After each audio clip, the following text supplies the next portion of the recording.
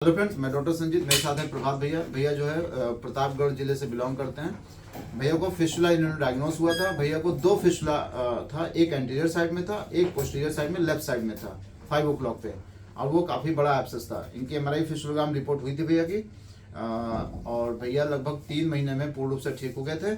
और कैसे ठीक हुए थे, हम लोगों ने ऐसा क्या कर दिया कि भैया जल्दी ठीक हो गए, क्योंकि भैया पहले भी क्षारसूत्र विधि से ही कहीं इन्होंने 3 बार शायद ऑपरेशन कराया था, लेकिन वो ठीक नहीं हुए थे।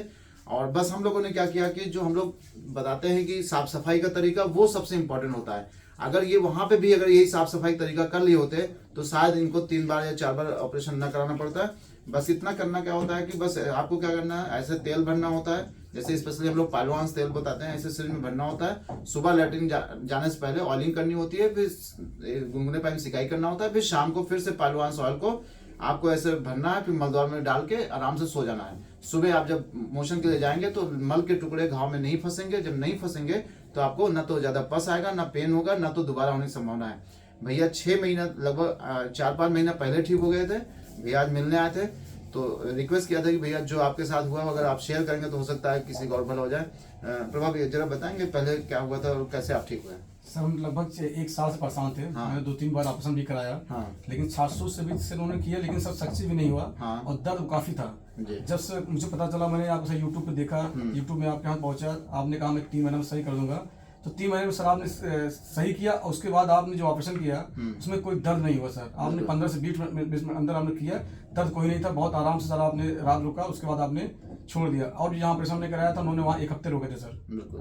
अब हमें सर पहले से बहुत बेटर है, कोई प्रॉब्लम नहीं है सर इस टाइम। अच्छा, लोग कहते हैं छासूत में दर्द होता है और आपके साथ दर्द हुआ भी था कोई, हाँ सर। लेकिन हमारे छासूत में कभी आपको पेन हुआ? सर कोई भी दर्द नहीं हुआ सर।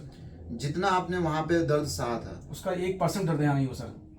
वहाँ तो काफी दर्द हुआ सर। तो ऐसा क्या वहाँ नहीं हुआ, और जो हम लोग ऐसा क्या करा दिया कि आपको पेन नहीं हुआ? सर वहाँ उन्होंने पता नहीं क्या किया, कि पता नहीं कैंची क्या लगा, इतना ज्यादा पेन होता, लेकिन आपने लगाया 15, मुझे पता नहीं चला ऑपरेशन मेरा हो गया। आपने कहा उठ जाइए, हमें पता नहीं चला, आपने ऑपरेशन मेरा कर दिया। और दूसरा ये बताइए कि जब आपका ट्रीटमेंट जैसे ऑपरेशन हो गया, वहाँ क्या ऑपरेशन के बाद भी दर्द होता था? सर हाँ होता था सर।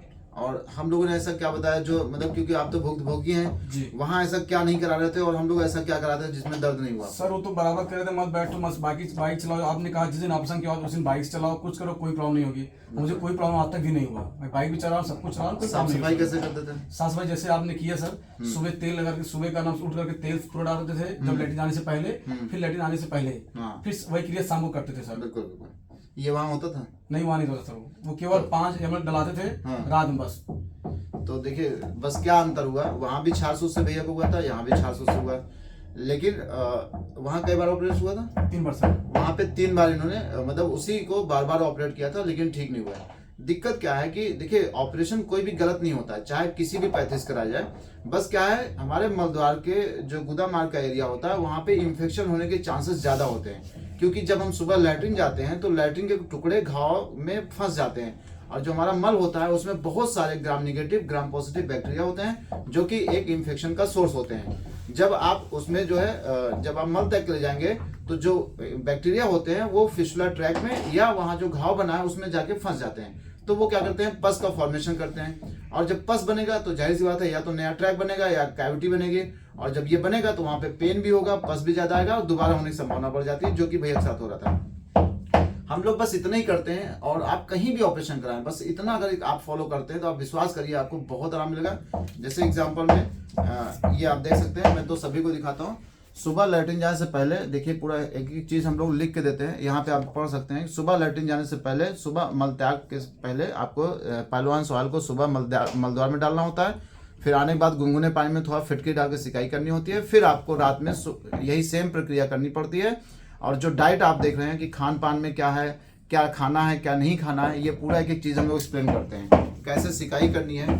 अगर इतना ही कोई कर ले तो मैंने देखा है कि मलद्वार की समस्या लगभग 50% तो केवल इसी से सॉल्व हो जाती है ना भैया? जी सर। ये चीज बिल्कुल अलग थी नहीं अलग? जी जी जी सर। तो वही है कि देखिए ऑपरेशन बॉडी का कहीं भी कराइए, वहाँ क्या होता है, मान लो आपने हाथ का ऑपरेशन कराया, हाथ के ऑपरेशन में क्या हुआ, आपको सुचरिंग कर दिया, वहां पे बैंडेज रख दिया, 10 दिन आपको नहाने के लिए मना कर दिया, यानी घाव पे पानी नहीं पड़ा तो वो अपने आप सूख जाता है। अब गुदा मार्ग में क्या है, हो सकता है अभी ऑपरेशन हुआ हो 2 घंटे बाद ही आपको लैट्रिन जाना पड़ जाए। जब मल त्याग के ले जाएंगे तो मल के टुकड़े तो वहां फंसेंगे ही फंसेंगे।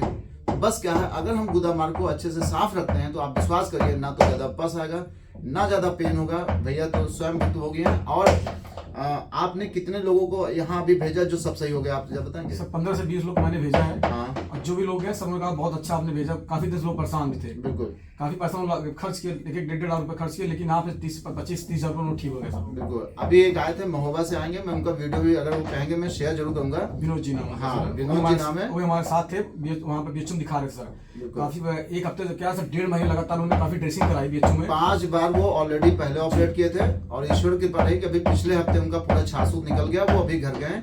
अगर वो एग्री होंगे, जैसे भैया सामने बैठे हैं कैमरे के, अगर वो एग्री होंगे तो उनका भी वीडियो में शेयर करूंगा।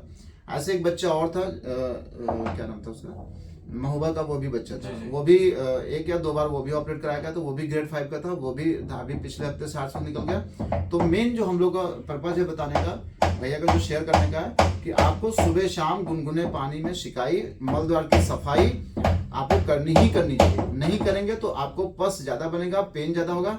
लोग कहते हैं कि छासूत कराने के बाद आप गाड़ी मत चलाओ, कोई काम ना करो, बैठो नहीं। आपको कभी ऐसा लगे गाड़ी चलाने के लिए हमने मना किया? नहीं, आपने जैसे ऑप्शन करा, आपने ऑप्शन कहा कोई दिक्कत नहीं, बैठो आराम से बैठो। क्योंकि आप अपनी जॉब नहीं छोड़ सकते। जॉब छोड़ेंगे तो फिर आप पैसा कैसे कमाएंगे?